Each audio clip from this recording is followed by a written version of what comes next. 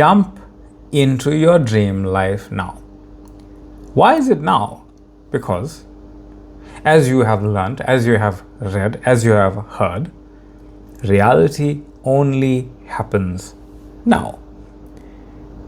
So whatever you contemplate, whatever you imagine, whatever you think about, you are one always imagining, regardless of you believing you are seeing a 3D physical moment, or you are thinking about something, or you are consciously imagining something. It's all still imagination.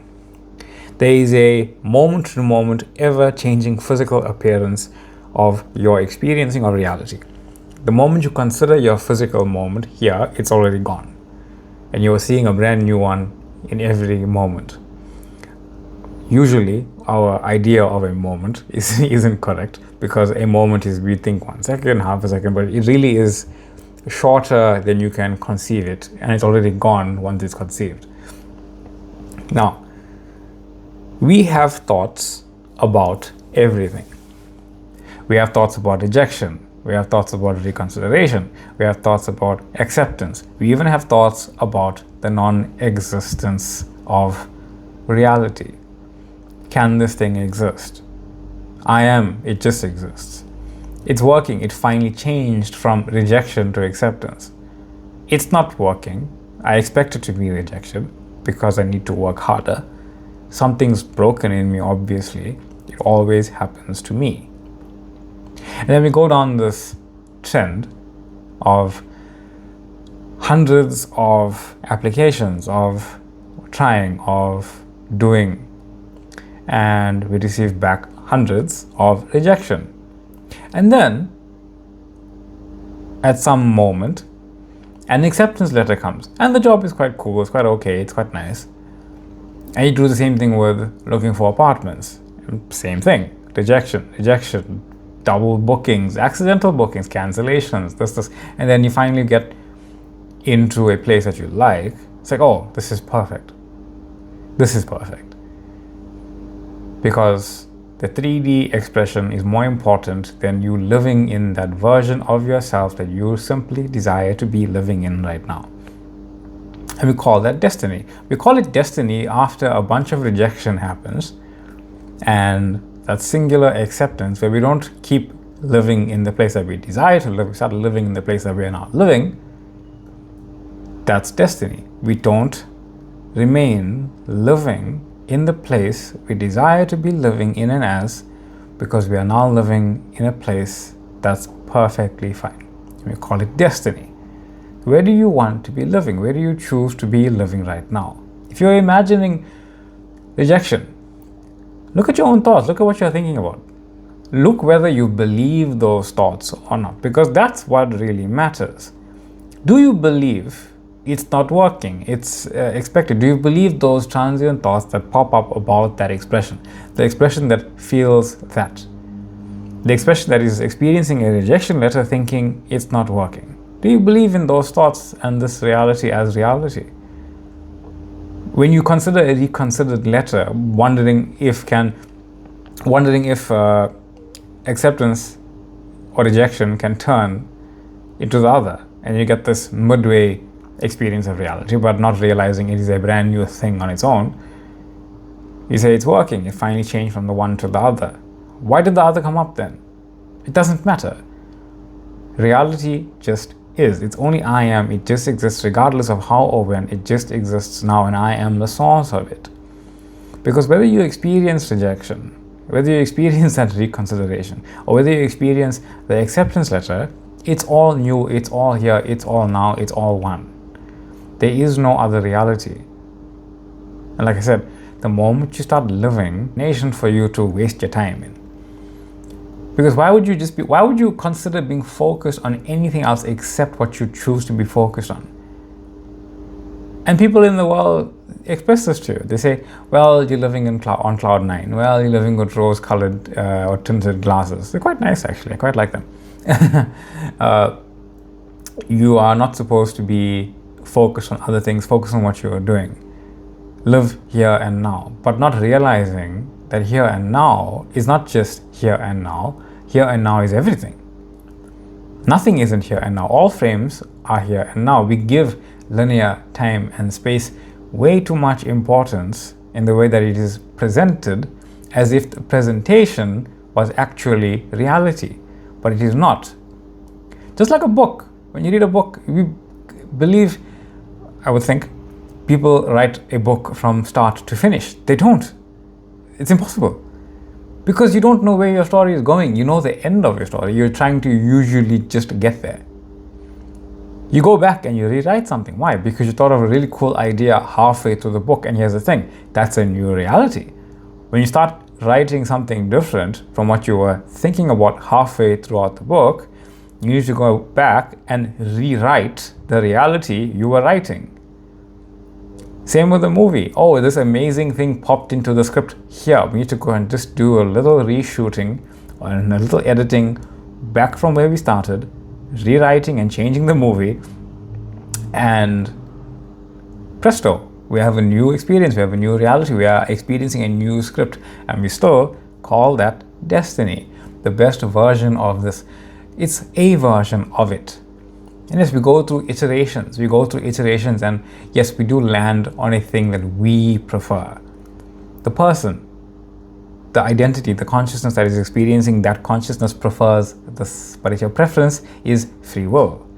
Your preference cannot be anything else but what you prefer. And then we consider non-existence. And here's the thing, God, you, but let's just create the separation for a moment. God, the higher self, the one that knows all reality, that knows everything about reality, does not and cannot know what non-existence feels like. And it's a bit of a confusing idea, because as a person, as a human, as a physical being expressed, we believe we know what non-existence feels like. But we don't. Why? Because non-existence doesn't feel like anything. It doesn't exist.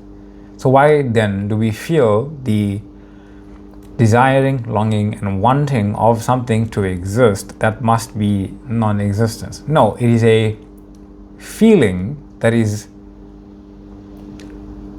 almost as if a placeholder of self-rejection. That's not non-existence, but we're just calling it that. Because to reject the rejection letter is self-rejection. That's why it doesn't actually feel good to keep staying in that reality as if it were true, because you are rejecting the truth of it. You are rejecting that it just exists. You're rejecting the reconsidered letter because you want to be first, you want to be this, you want to be that, but you were always first, you were always new, you were always brand new right here and right now. And you're trying to force the acceptance letter into existence. But you forcing something to existence that already exists is a reactive rejection to something that's already true, trying to make it true. All these things already exist. They already exist right here and right now. So contemplating I am not, as in true non-existence, cannot be done, because God is the only thing that exists. You are one with that. You are the consciousness of that power, because that power cannot be split into anything. God cannot split itself into segmented bits of power that are less than itself. So as long as you are one with the whole, you are whole with the one. And you are whole as one. As you are, I can rephrase that any which way I like. One, all you, all power. You are reality. God can't contemplate non-existence because non-existence doesn't exist. We have an idea of rejecting ourselves as I am. So rejecting the rejection letter, rejecting it, is rejecting yourself, because it is just you as reality that is that. There's no need to reject it. It's acceptance that this exists, but it's disagreement that it's your reality. Your reality is I am accepted. This is exactly who I am. I live in that world. I live in that world. I don't need to do anything with those thoughts. So what do? Well, imagine how you would like your reality to be. Not changing from one thing to another, because it's always changing from one thing to another anyway. But what is the manner in which it is changing into and as the moment-to-moment expression of itself?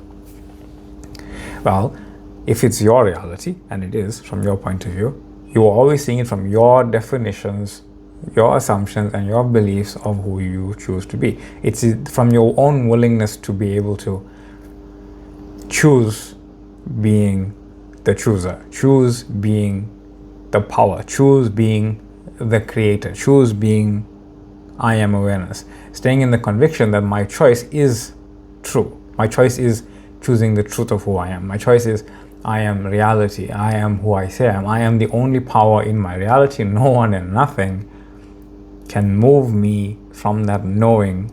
Not even my own feelings, not even my own thoughts, not even my own experiencing of reality, not even my ups and downs, not the circumstances, not the conditions, not the people, not the events, nothing. I am drawing my dream life, drawing it to you, drawing it literally, writing it down, doesn't matter.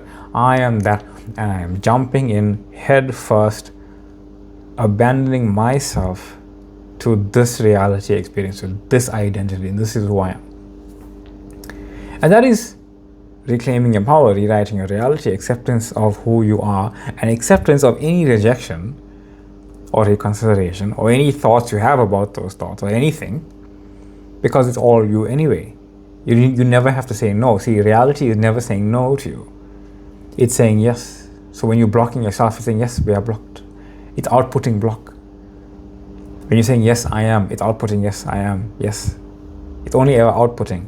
That's the cosmic divine joke about reality. When it's feeling like it's blocking you, you are outputting the experience of blocking. So output by accepting and agreeing and experiencing the feeling of freedom, the feeling of I am love, the feeling of I am health, the feeling of I am wealth, the feeling of I am, that's it. That I am whatsoever I am imagining, regardless of how impossible it might seem. Regardless of how impossible it might seem, regardless of whether or not you believe that you are good enough to experience it, your experiencing of it is you being good enough to experience it, because that's your permission. So give yourself permission to experience anything, regardless of what it is. I am this thing, this person, this whatever, this identity that experiences grandioseness. And that's it. That's the end. I am who I am. I am Reese. This is Reach Your Reality with Reese. Thank you all for being here. Much love and much light. Thank you for the liking, the sharing, subscribing, joining. Wonderful comments, wonderful email messages. Thank you for the TikTok following as well. Thank you for the Facebook following. And I will see you all in the next one.